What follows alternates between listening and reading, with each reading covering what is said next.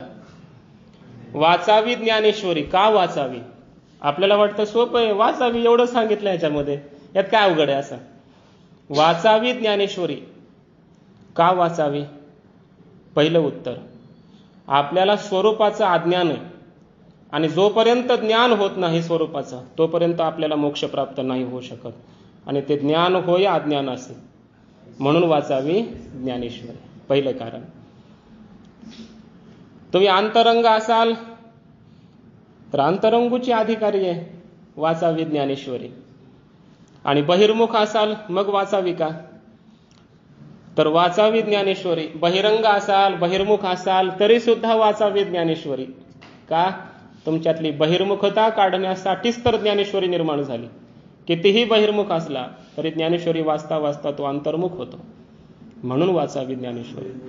कोणाला जर वाटत असेल की आम्ही अंतःकरण स्थिर होत नाही मनोनवस्थानात, त्याला स्थिर करायचं आहे तर ज्ञानेश्वरी वाचावी, अंतःकरण स्थिर होईल. अंतःकरणामध्ये पाप वासना उत्पन्न होत आहेत, वाचावी ज्ञानेश्वरी. अंतःकरण स्थिर करायचंय, वाचावी ज्ञानेश्वरी. शुद्ध झालं, स्थिर झालं, ते आता स्थिर अंतःकरणामध्ये ज्ञान प्राप्त करायचंय स्वरूपाचं, वाचावी ज्ञानेश्वरी. ज्ञान प्राप्त झाल्याच्या नंतर आता आम्हाला ज्ञानोत्तर भक्ती करायची, हो, वाचावी ज्ञानेश्वरी. आपण निर्गुण निराकाराचं ज्ञान झालं पण सगुण साकार परमात्म्याची आम्हाला भेट झाली पाहिजे पांडुरंगाशी, वाचावी ज्ञानोत्तर भक्तीचा लाभ सुद्धा ज्ञानेश्वरी देते. एखाद्याला विज्ञानाचं ज्ञान करून घ्यायचंय, वाचावी. एखाद्याला भूगोल समजून घ्यायचा आहे, वाचावी. एखाद्याला या अंतराळाचं ब्रह्मांडाचं ज्ञान प्राप्त करायचं आहे, वाचावी ज्ञानेश्वरी. एखाद्याला साहित्याचा अभ्यास करायचा आहे, रस, अलंकार, काव्य याचा अभ्यास करायचा आहे, वाचावी. कारण इथं साहित्य सोनियाची आखाणी उघडवी देशीयेची आक्षोणी,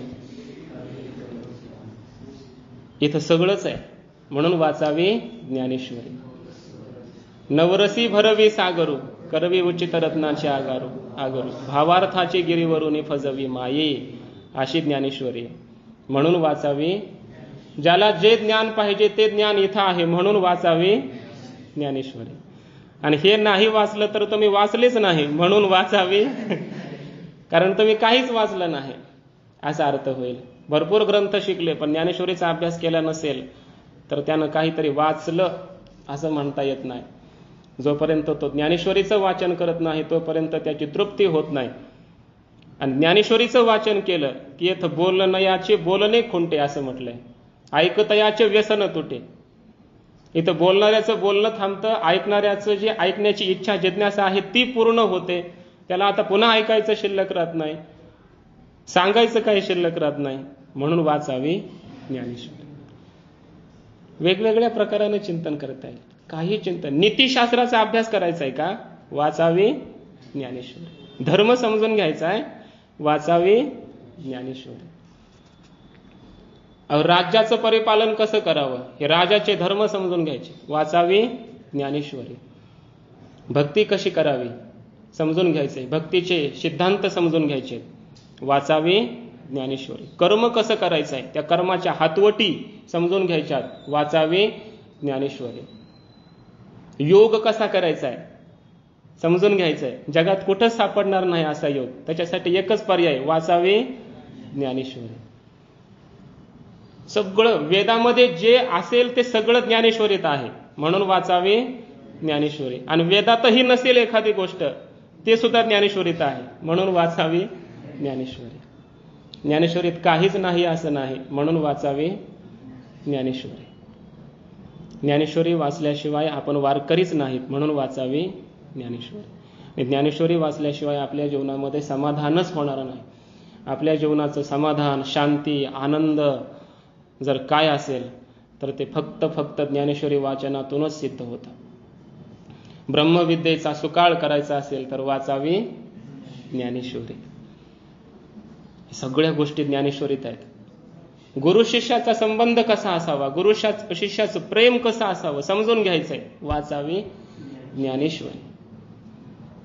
सांख्यशास्त्र समजून घ्यायचंय, सांख्य कारिकेतही जे सापडणार नाही ते ज्ञानेश्वरीत सांख्याचं ज्ञान आहे, म्हणून वाचावी ज्ञानेश्वरी. योग, सांख्य योग, न्याय, वैशेषिक सुद्धा ज्ञानेश्वरीत आलेत. न्याय वैशेषिकाचेही सिद्धांत ज्ञानोबरायाने सांगितलेत, म्हणून वाचावे ज्ञानेश्वरी. पूर्वमीमांसेचे यज्ञ याचे सुद्धा रूपक ज्ञानोबरायाने केलेत. यज्ञ का करावा, कशासाठी करावा, जे मीमांसेत नाही ते ज्ञानोबरायाने सांगितलंय. यज्ञाचं विशेष स्वरूप, यज्ञाची फलश्रुती, त्यातले मर्म वर्म सर्व ज्ञानोबरायाने सांगितले. हे मीमांसा शास्त्र सुद्धा आहे, म्हणून वाचावे ज्ञानेश्वरी. आणि वेदांत तर आहेच, रसा शब्दामध्ये काय वेदांत भरलेला आहे, म्हणून वाचावी म्हणजे सर्व शास्त्राचा अभ्यास करायचा असेल तरी सुद्धा ज्ञानेश्वरीत आहे. पुराण पाहिजेत, सर्व पुराणांची दाखले ज्ञानेश्वरीत सापडतात. वेद उपनिषद ज्ञानेश्वरीमध्ये आश्रयाला आलेले आहेत, म्हणून वाचावे ज्ञानेश्वरी. उपनिषदांचं सार आहे. किंबहुना हे जे नीतिशास्त्र धर्मशास्त्र त्या शास्त्रामध्ये सुद्धा त्या विषयाचा तेवढा खुलासा नसेल. साहित्यशास्त्राचे स्वतंत्र ग्रंथ आहेत, त्या ग्रंथांमध्ये सुद्धा त्या विषयाचा तेवढा खुलासा नसेल. तेवढं स्पष्टीकरण ज्ञानेश्वरीत आहे. साहित्याचे कितीतरी ग्रंथ आहे, पण काही उदाहरणं अशी आहेत की ते ज्ञानेश्वरीतच सापडतात. इतर साहित्य ग्रंथामध्ये त्याचे उदाहरणं नाही सापडत, म्हणून वाचावी ज्ञानेश्वरी. प्रत्येक विषयामध्ये महाराज उपमा द्यावी कवन्या अंगा. कोणत्या अंगाला उपमा द्यायचे ज्ञानेश्वरीच्या? प्रत्येक अनुपमेय असा अंग आहे ज्ञानेश्वरीचा, म्हणून वाचावी ज्ञानेश्वरी. काय होतं वाचल्यावर? ज्ञान होय अज्ञानाशी ऐसा वर या टीकेशी. या टीकेला वर आहे आपल्या श्रीगुरूंचा, ज्ञानोबरायांच्या श्रीगुरूंनी म्हणजे निवृत्तीनाथांनी या टीकेला वर दिलेला आहे. काय वर दिला? ज्ञानोबरायांनी आपलं प्रतिनिधित्व करून श्रीगुरूंच्याकडे वर मागितलेत. काय? पसायदानाच्या रूपाने जे खळांची व्यंकटी सांडो मागितलं. श्रीगुरूंनी आशीर्वाद दिला, वर दिला. हा होईल दान पसाव ऐसा वर या टीकेशी. असा क्रम लावून घ्या. तया सत्कर्मी रती वाढो. ज्ञानोबराय आपलं प्रतिनिधित्व करतात, मागणी केली. हा होईल दान पसावो, वर दिला ऐसा वर या टीकेशी. सगळं घ्या. ज्ञानोबरायांच्या या ग्रंथाला श्रीगुरूंचा प्रसाद लाभलेला आहे. श्रीगुरूंनी काय म्हटलं, जेव्हा संतांचं वर्णन जास्त करतात ज्ञानोबराय, हा रसातिशयो मुकुळी आता ग्रंथार्थ दीप उजळी करी साधू हृदय रावळे मंगळ उखा. हा वर टीकेला दिलेला आहे. आता हा रसातिशय सोडून दे म्हणतात ज्ञानोबरायांना श्रीगुरू. आता ते सोडून ग्रंथार्थ दीप उजळी, ग्रंथाचा अर्थरूपी दिवा प्रकाशित करा. आणि काय करा त्याद्वारा? साधू हृदय रावळी मंगळ उखा. संतांच्या साधूच्या साधकाच्या हृदयरूपी मंदिरामध्ये मांगल्याचा तुम्ही काय करा? पहाट करा, मांगल्याची पहाट करा. हा आशीर्वाद आहे श्रीगुरूंचा लाभलेला या ग्रंथाला. याला म्हणायचं ऐसावर या टीकेशी, म्हणून वाचावी ज्ञानेश्वरी. पण एखादा जर अत्यंत मूढ अविवेकी असेल तर ज्ञान होय मूढा, बरोबर ना? म्हणूनही वाचावी ज्ञानेश्वरी. अतिमूर्ख त्या दगडा. मूढ कोण आहे? शास्त्र. ऐका, शास्त्राचा अभ्यास करून सुद्धा ज्याला कसं वागावं हे कळत नाही तो मूढ आहे. त्याला सुद्धा ज्ञानेश्वरी समजून सांगते, त्याला ज्ञान होतं. ज्ञान होय मूढा. अतिमूर्ख एखादा मूर्ख आहे, शास्त्राचं ज्ञानच त्याला नाही, व्यवहाराचंही ज्ञान नाही, काय बोलावं, कोणाचा आदर करावा काही समजत नाही, काय खावं प्यावं काही कळत नाही. अतिमूर्ख म्हणायचं, अत्यंत अविवेकी. त्याला सुद्धा ज्ञानेश्वरी ज्ञान देते.